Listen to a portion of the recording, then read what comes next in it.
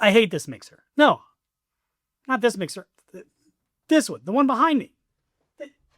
I hate this mixer. However, this tiny box right here might be one of the smartest purchases your church or small band could ever make. It's the Behringer XR18. Let's get into it.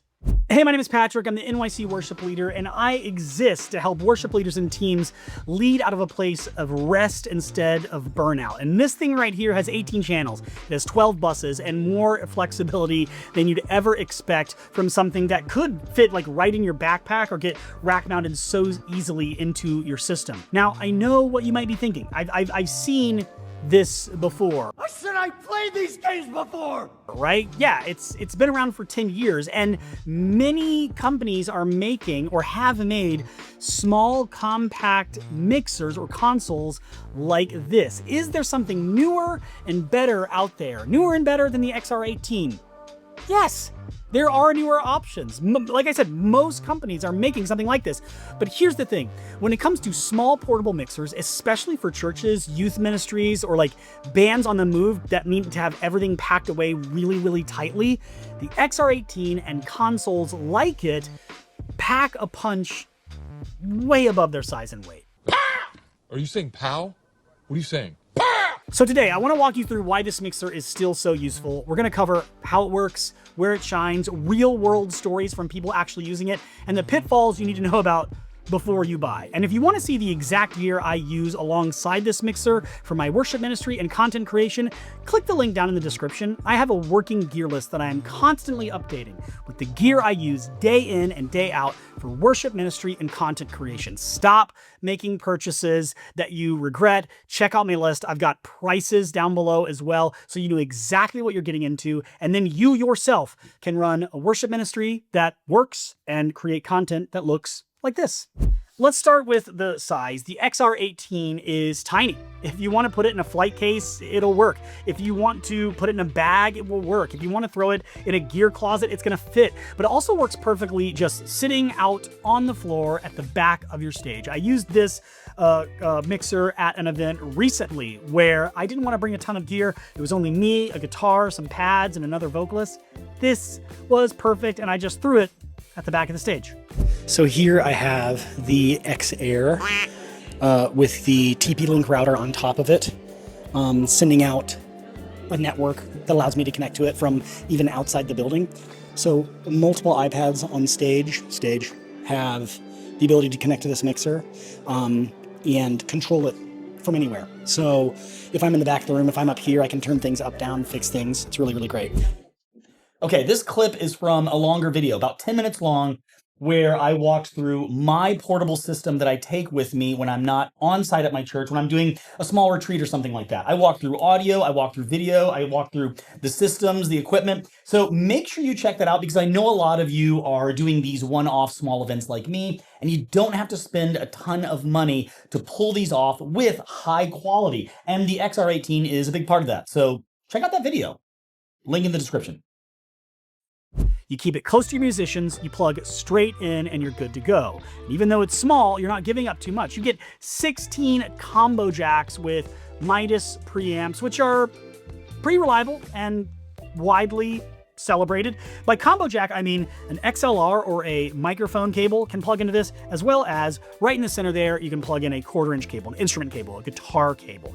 The channels 17 and 18 over here give you a stereo aux input. That's where your laptop or your iPad or your phone can live. We're playing house music or loops or pads. So whether you're running tracks or playing camp games, the background music, or just queuing up a Spotify playlist for free time, these inputs make it really, really easy. Where it really becomes powerful is in the output section. So not only does it have all the inputs you need, it has 6 outputs in addition to its main left-right output. So these 6 auxiliary outputs mean you can run multiple wedge or in-ear mixes. You can send audio to a lobby or an overflow space, a place where parents are playing with little kids who can't stay in the main space, whatever. Then you've got, like I said, your main left and right, plus a headphone output with its own volume knob. So we, at this, let's say, camp event, whatever, this event I just recently did, I had my voice, a background singer, my guitar, and pads going to these channels here. And then I had my in-ear monitor and their in-ear monitor. Recently, we had a worship night. My voice, my friend Jaden's voice, George's voice, guitar, keys left and right, which I linked so that one fader controlled both channels up and down. Yeah, and then my in-ear, Jaden's in-ear, George's in-ear. So it's just extremely versatile, has everything you need in a compact package. And then we still had additional channels left over. In the other channels, I put teaching mic, an additional teaching mic, and an announcements mic. And then over here I had, the house music, for when they were having discussion time or whatever. And then if I wanted to, I could have piped music out to the field where kids were playing games or whatever. You don't see normally this type of flexibility in a piece of gear so small. And here's something that often gets overlooked. The XR18 is not just a mixer, it's also a full USB audio interface. Right here you have a USB port. USB right to USB-A, plugged in to USB-B, I believe, into USB-A, plugged right into your computer. I can run a live stream of a worship band. I pumped in my voice, my guitar, tracks left and right, and a pad into a Zoom call where I was leading worship. You can multi-track into like your DAW, like Logic or Pro Tools or Ableton. You can record full services, youth nights, without any extra gear. So you're playing live and then USB is going into your DAW, recording what happened. You can do virtual soundtracks. Lock it up. Lock it up. And my church doesn't do this, but you can also see that it has Ultranet. So if you're running P16 Behringer P16 monitors, you can feed them straight from the XR18 and be able to have all sorts of monitor settings on those P16s. Let's talk about a hard issue. There's no faders. That's impossible! So everything for a mixer like this is controlled wirelessly. For some people that's intimidating, but once you get used to it, it's liberating. There are 3 ways you can control this mixer wirelessly. You hardwire, using this Ethernet port, you hardwire into the network of whatever venue you're using. And I'm gonna be honest, that is the most reliable. You can use it as, or set it to an access point mode using this switch right here. Whoop, access point mode, where it broadcasts its own Wi-Fi signal.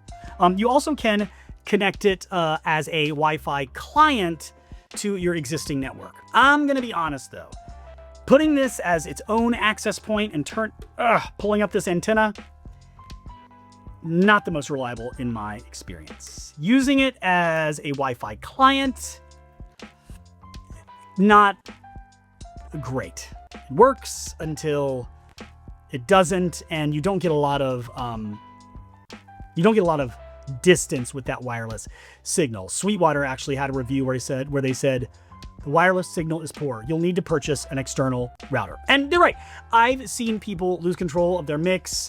I've lost control of my mix. It doesn't mean like the console shuts off, but it means you can't change anything. Bring your own router. I have one linked below. As a matter of fact, I am going to, on my gear list, have a section called Portable Mixing Solution. That's going to have the router I use. It's going to have the Behringer XR18. I got you covered. Use your own router. This is how I do that. I bought the router, plugged it in here to remote, flick that switch over to Ethernet. On that router, right inside of the box, there are instructions for how to set up a network. I named the network. I made it password protected so that nobody could get on there and start changing things. Not that like security is a huge issue when it comes to this audio setup. And then once you are connected to that network, you can download the Behringer app to control the XR18. Or can you? Because last time I tried to do that, the app was outdated and it wouldn't connect to this. Yes!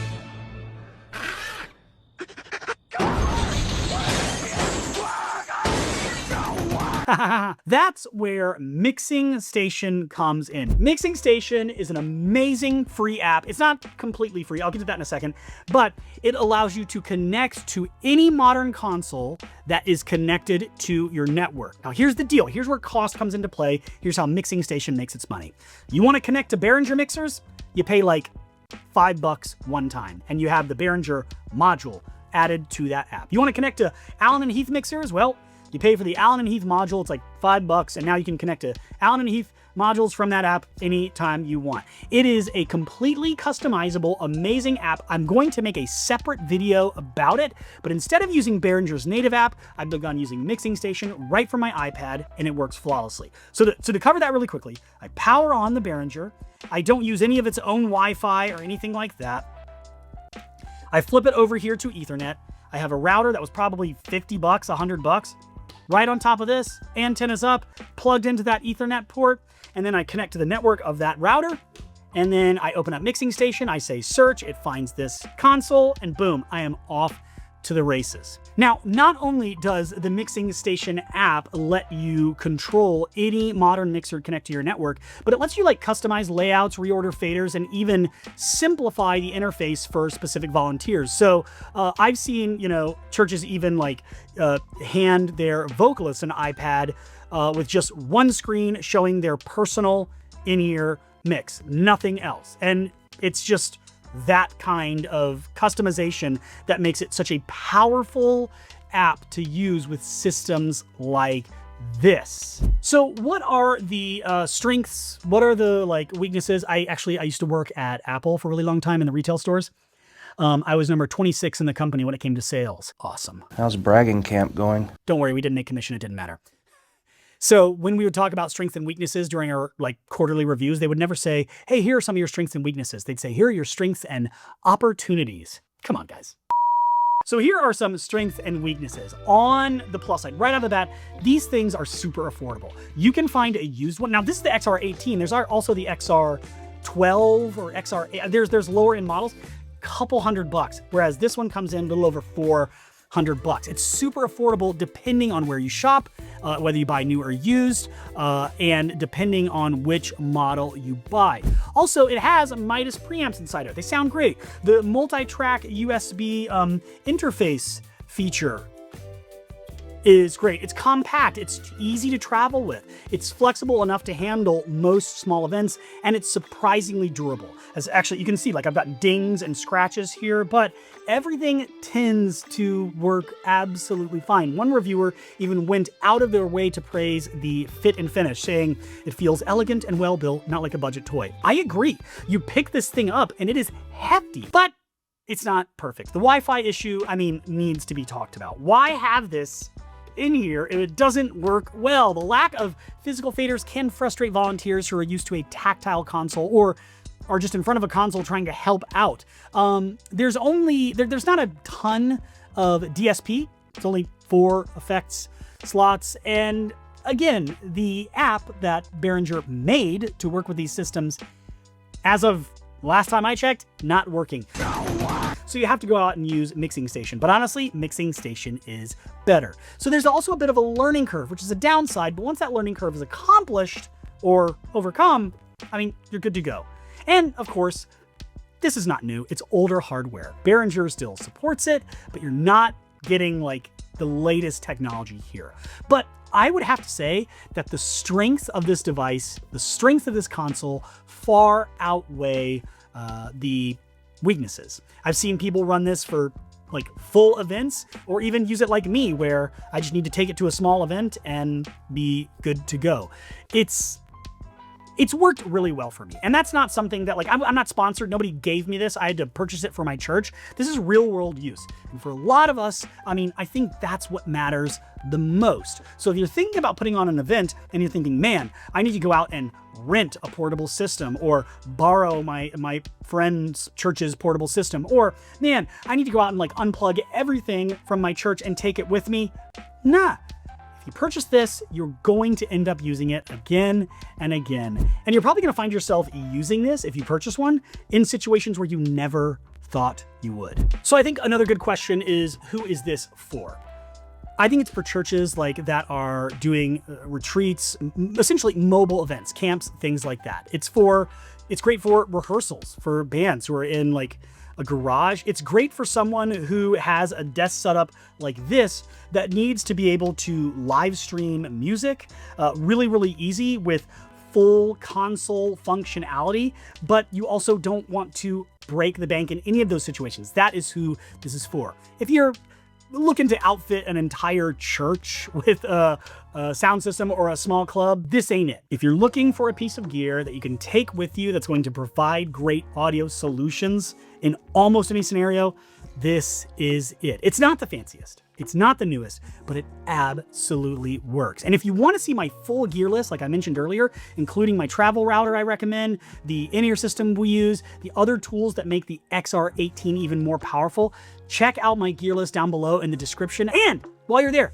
don't miss out on some of my other videos where I try to make your worship ministry easier. Because here's the deal.